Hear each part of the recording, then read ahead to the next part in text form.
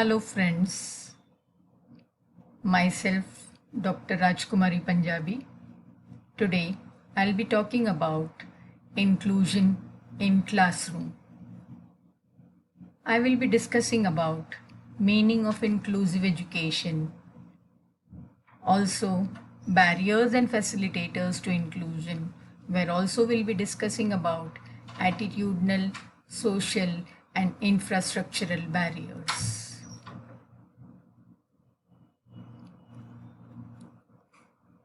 What is inclusive education? Inclusive education means that all students attend and are welcomed by their neighborhood schools in age appropriate regular classes and are supported to learn, contribute and participate in all aspects of the life of the school. They play, they learn and grow together. Inclusive education is defined as a learning environment that promotes the full personal, academic, and professional development of all learners, irrespective of race, color, gender, disability, sexual preference, learning styles, and language. In this pic, we can see that is learners are coming from different background. They have their own learning preferences, learning styles. Inclusion is about the needs of the whole community. It is about valuing others' cultures, reflecting on your own practice. It helps in understanding your school community. The teachers celebrate diversity and respect individuality. It also helps in knowing and understanding the needs of all the pupils in the classroom. It is not just about access. Inclusion is everybody's responsibility. It is valuing everyone. It is not an add-on or an afterthought. It is not just about the IEP's individualized education plan. Changing the way things are organized so that they suit pupils' need is inclusion. It is about providing flexible learning, and it is more than just a policy. There are certain barriers of inclusive education.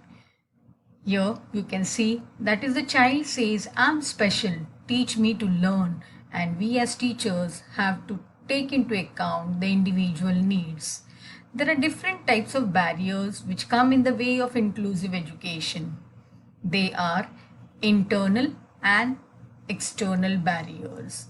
Let us look into further which are the internal barriers and which are the external barriers. If you try to see the internal barriers, the important ones are attitudinal barrier, physical barrier, inappropriate curriculum, the untrained teachers, and the organization of the education system. To look at the external barriers, the location of the school, the enrollment in the school, the educational barrier, the stigmatization because of the society, and the economical conditions of the parents are some of the external barriers. There are some more barriers in the way of inclusion, that is the attitudes of the society, of the parents, of the peers, and also the teachers. The labeling of the child by the different people in the society, their friends, their teachers, leads to sometimes peer rejection. Inclusion demands partnership between the regular schools and the special schools. When there is lack of partnership between the regular schools and the special schools, it can lead to a major barrier in the inclusion. Accountability of the teachers, of the different staff and the administrative staff is also an important aspect which leads to success of inclusion. Most of the teachers, they take into the traditional oriented teaching methods, and this method may not be always useful when we think about inclusion. Also, many a times lack of integration between the different personnel and the different resources needed for inclusion also can lead to a barrier in the way of inclusion. Inclusion demands collaboration and consultation amongst the different personnels. And if there is lack of collaboration and consultation between general teachers, special teachers, consultants, that can result into barrier in the way of inclusion. Lack of support, lack of involvement of the parents and communities also causes hindrances in the way of inclusion. Some of the more of barriers in the way of inclusion is that always when we think of inclusion, inclusion needs linkages with the special schools, and if that lacks, it can lead to a barrier in the way of inclusion. Leadership of the headmaster. Headmaster plays a very important role when we think about the successful success of the inclusion. Failure of the special needs children. When the general schools are not able to meet the needs of the special children, they will be lost in the general school. Limited involvement, that is the parental caregiver, the community, if they do not show involvement, the children are lost in the general schools. Lack of information, lack of awareness, exclusionary practices, inadequate leadership can lead to failure in inclusion. Many a times the teachers do not find themselves adequately trained, and therefore inadequate teacher development is also causing an hindrance in the way of inclusion. Financial pressures is the most important barrier. That is when the finances are not enough to meet the needs of the children who are with the special needs, it can lead to barrier in the case of inclusion.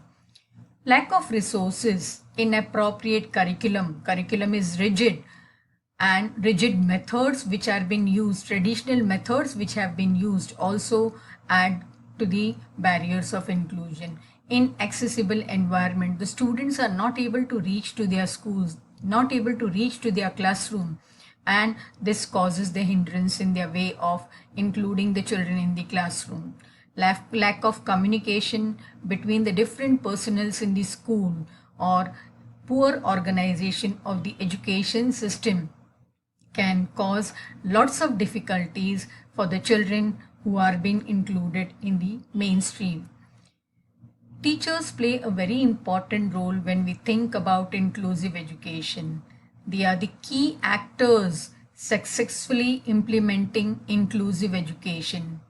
Proper knowledge and educational qualifications are required from them, as well as a high commitment to students' individual needs.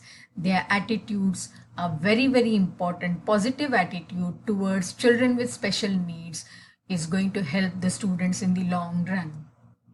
The inclusion policy, like when the teacher tries to use different effective instructional strategies, when the teacher is having different teams, they build different relationship, they have a proper vision and attitude, they are professionally developed by attending different type of training programs, they have common planning time where the teachers come together, they plan, the individualized education plan is being prepared for the different student, they have administrative support even when the family is being involved in the inclusion practices and all, and there is accommodation and support systems, then inclusion works. When we have a look at what are the different facilitators to inclusion, the policies, the legislation policies are going to help a lot. Early identification, their assessment, their diagnosis is going to help in including the child with the special needs. Overcoming the negative barriers and also building the teacher's capacity, that is training of the teachers, training them as to how to prepare the individualized education plan. They have to come together, collaborative teaching, also helping the students by removing their physical barriers, additional support where peer tutoring, they help the students by peer tutoring.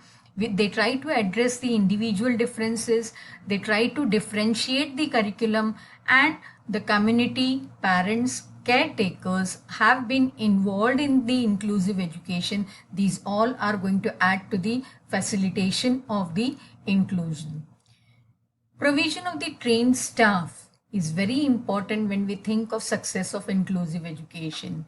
The school needs to establish a particular kind of philosophy. The school needs to work for enrollment drive.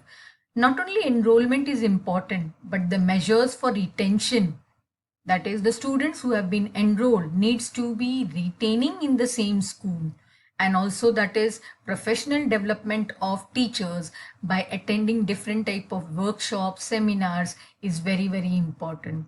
Changing the hearts and minds of the entire teaching community, the students, the peers, and the parents and the communities is one of the important facilitator to inclusion.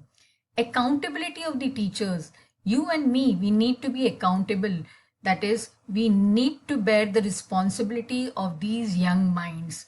When we think of these students, we should take care that they develop friendship.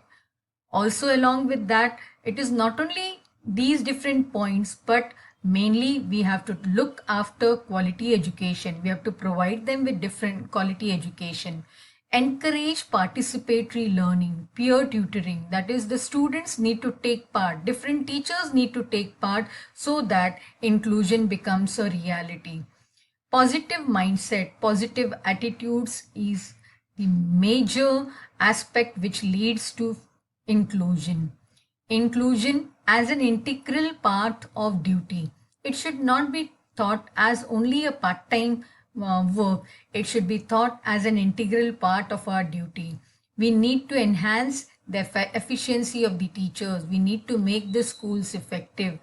We need to make the mainstream sensitive and adaptive. When we think of the schools, there should be proper funding from the government, proper budget should be there, resources, workshops, in-service trainings for different teachers so that they can take care of the children with special needs in the classroom. To end with, that is, these facilitators are going to help in enrolling and retaining the children with special needs in the classroom. To end with my particular topic, fair doesn't mean giving every child the same thing, but giving every child what he or she needs. Here you can see when the children have been included in the classroom, how happy they are. So facilitators are going to prove the boon for the children with the special needs. Thank you for your patient listening. Thank you very much.